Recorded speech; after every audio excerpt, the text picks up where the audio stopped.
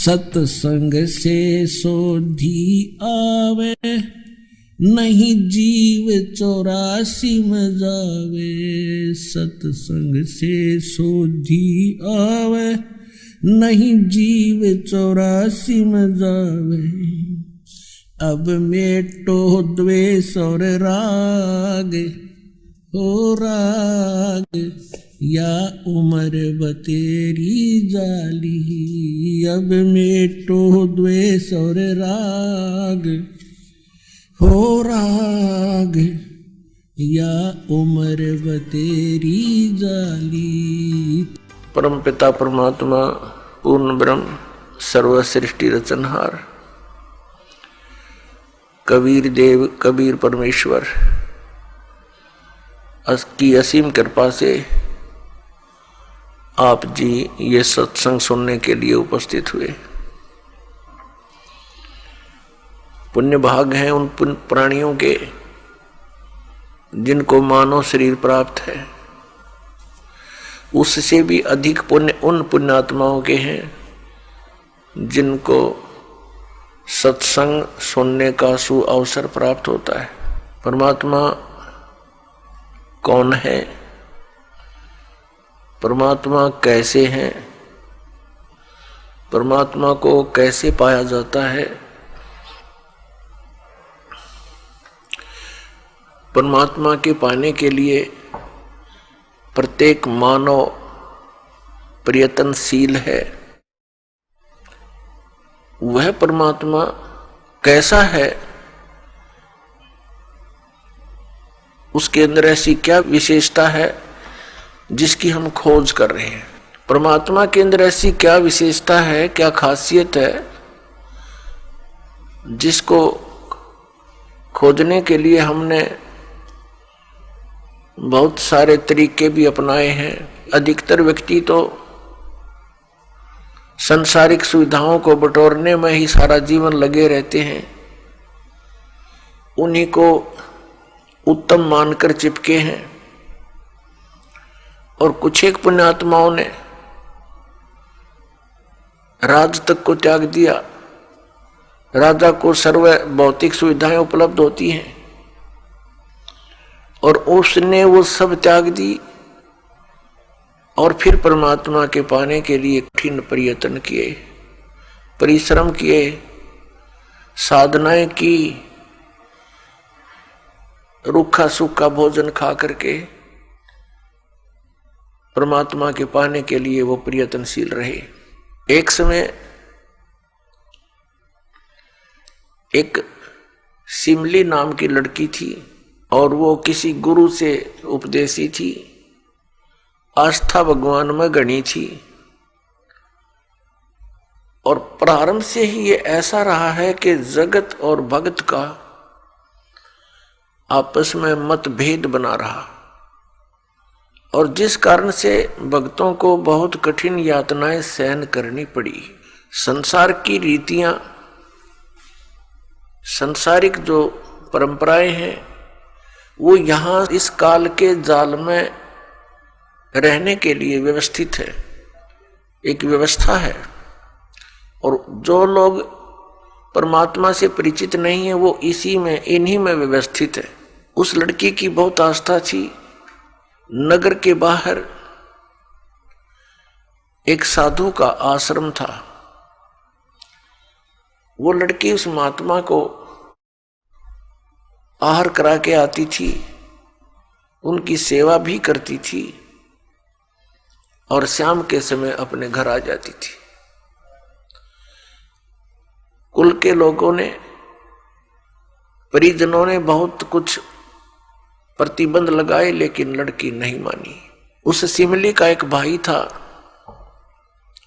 मंसूर नाम था उसका। उसको अन्य व्यक्तियों ने कहा कि आपकी बहन शाम के समय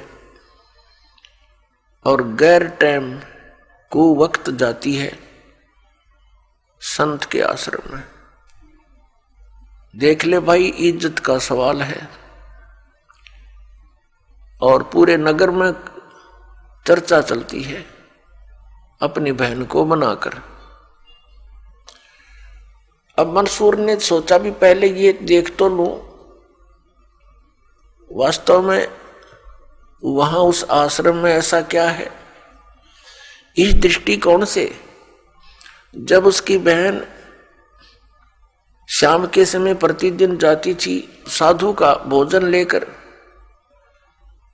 जिस दिन घरवाले भोजन नहीं देते थे तो वैसे जाती थी, उनकी सेवा कराती थी, कोई कपड़े धोआती थी, कुछ देर उनकी चरण दबा देती थी। अब मंसूर ने भाई ने सोचा कि सीधा संत से बोलना अच्छा नहीं होता, साधु संत बड़े सहनशील होते हैं और सिद्धि युक्त होते हैं, अपराध के विषय में कुछ उठपटांग कहना हानिकारक हो सकता है।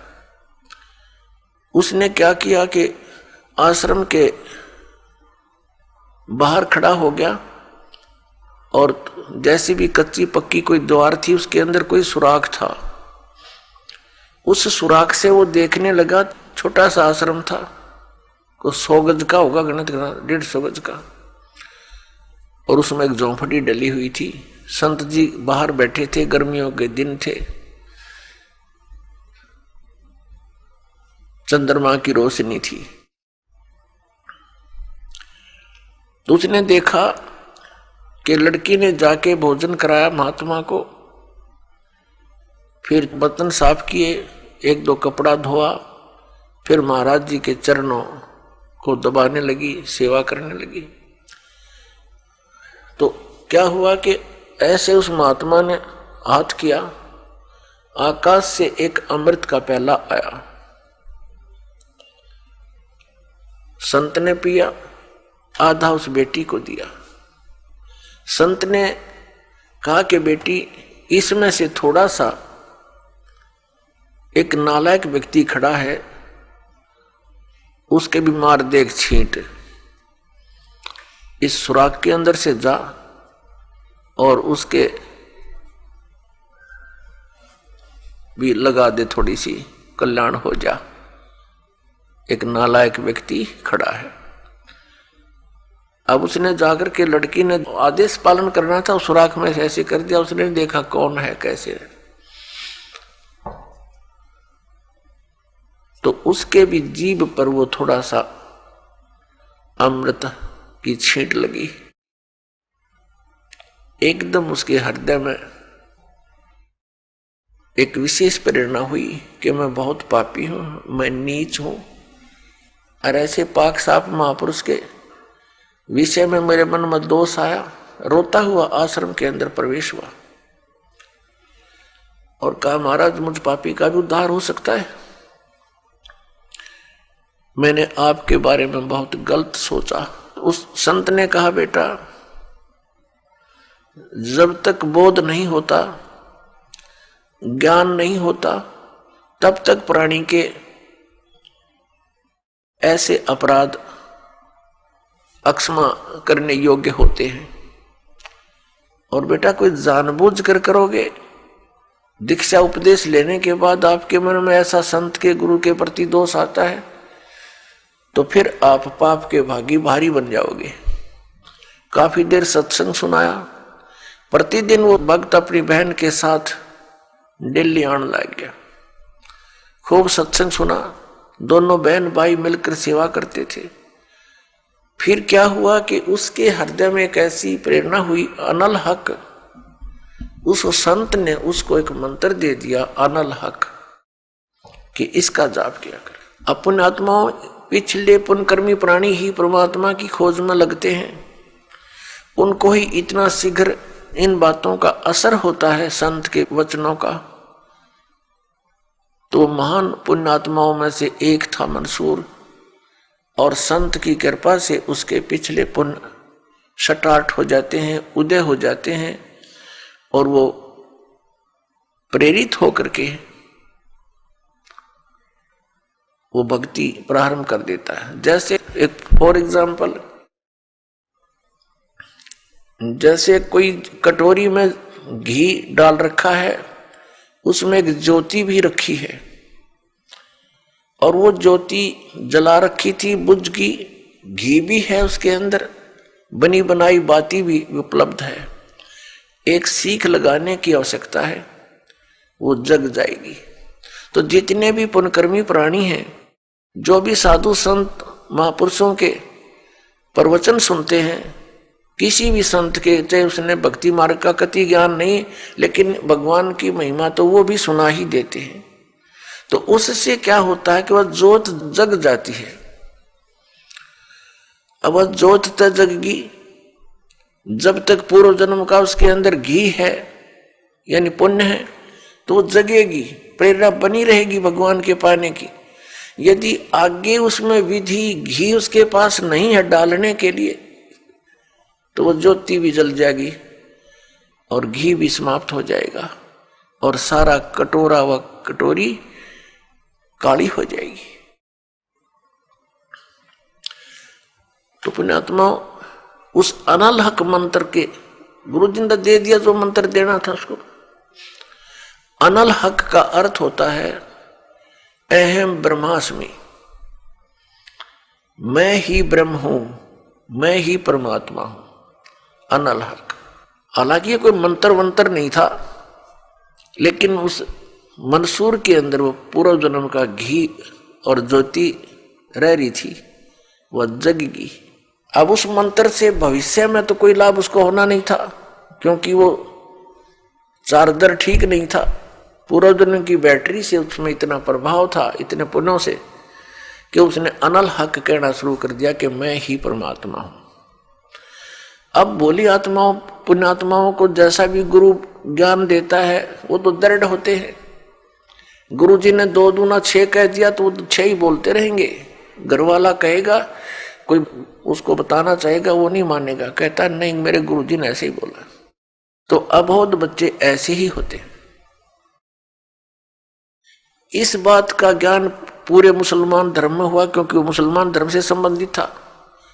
और मुसलमान धर्म ये मानता है कि जीव ब्रह्म नहीं हो सकता। वैसे तो जीव ब्रह्म हो ही नहीं सकता, ये तो अंडरस्टूड है। जीव तो ब्रह्म है ही नहीं, ब्रह्म अलग है, जीव अलग है।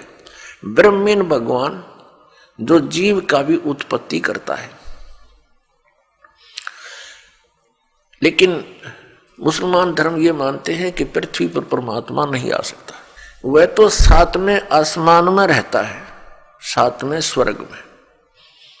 और कोई ये कहता है कि पृथ्वी पर परमात्मा है, वो दंड का अधिकारी है, वो भ्रमित कर रहा है, मुसलमान धर्म के विधान को बिगाड़ रहा है। इस कारण से मंसूर को बहुत बार समझाया, राजा तक बात गई,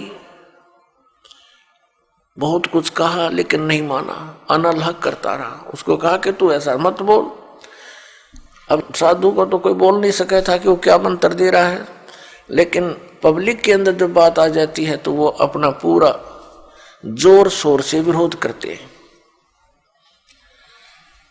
अब क्या हुआ कि वो नहीं माना तो उसको चौराहे पर खड़ा कर दिया, बांध दिया उसको चौराहे पर। और फिर क्या कहा कि या तो तू अनल हक कहना छोड़ दे, नहीं तो तेरे पत्थर मारेंगे। उसने फिर कहा अनल हक, क्योंकि वो तो मदमस्त हो गया था, अलमस्त हो गया था। ऐसी स्थिति पूर्वजन्मों के पुण्यों से होती है, और भविष्य की भक्ति नहीं होती है तो वो नष्ट हो जाता है उस जीवन ऐसी पुण्यात्मा का। तो उसको सजा दी गई कि पूरे नगर के व्यक्ति इसको पत्थर मार मार के इसका वध करेंगे। ऐसी सजा दें ताकि और भी कोई ऐसी हिम्मत ना करे। तो सभी लाइन में आ रहे थे और पत्थर मार रहे थे, तू पापी है, पत्थर मार रहे थे, निकल जाते थे। अब उसकी बहन सिमली का भी नंबर आ गया। जब और पत्थर लगा रहे थे वो हंस रहा था, अनल हक अनल हक हंस रहा था। और जब उसकी बहन सिमली का नंबर आया, वो भी लाइन में खड़ी थी। तो बहन ने सोचा पत्थर तो मैं नहीं मारूंगी, लेकिन लोक लाज में आके उसने फूल उठा लिया कि मैं फूल मार आऊंगी उसके। यहां ये लोग भी ना मेरा विरोध करेंगे और भाई का चोट भी ना लगेगी। उसने फूल मारा, फूल मारते ही वो रोने लग गया, बहुत बुरी तरह रोने लगा। तब शिमली ने कहा कि भाई, लोग तेरे पत्थर मार रहे थे, उनके पत्थरों से नहीं रो रहा था, और तू मेरे फूल ते रोने लग गया। अरे ये कोई चोट थोड़ी लगी तुझे? उसने कहा, शिमली ये तो अनजान थे, इनका मुझे दुख नहीं था, तू तो परिचित थी मैं किसके ऊपर फिदा हो रहा हूं, और तेरा हाथ कैसे हो गया नालायक मेरी तरफ?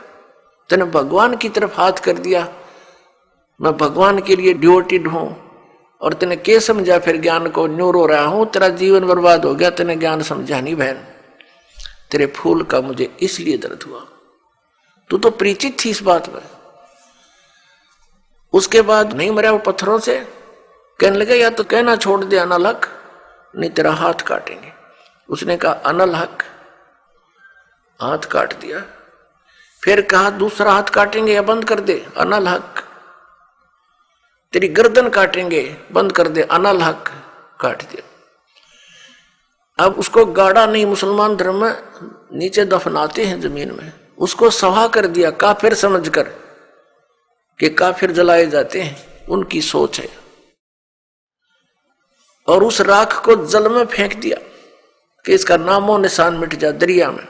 कहते हैं वो राख भी, ऐस भी, वो बबूत भी अनल हक अनल हक अनल हक करती जा रही है। और 1000 मंसूर बनकर गलियों में घूम रहे हैं। सबने दरवाजे बंद कर लिए, टट्टी पेशाब निकल गया, लोगों का घबरा गया, ये क्या हो गया, भगवान का भगत था, ऐसा हो कर दिया इसके साथ। तो पुण्यात्माओं, अब ये ज्ञान है, तत्व ज्ञान है, इसको बहुत गहराई से समझना है, इससे कई कंसेप्ट क्लियर होंगे। अब प्रसंग तो चला है कि जिस परमात्मा के पाने के लिए और जिस लोक में जाने के लिए महापुरुषों ने ऐसी कुर्बानियां दी, तो कैसा है वो भगवान, कैसा होगा वो देश, ये अंडरस्टूड है।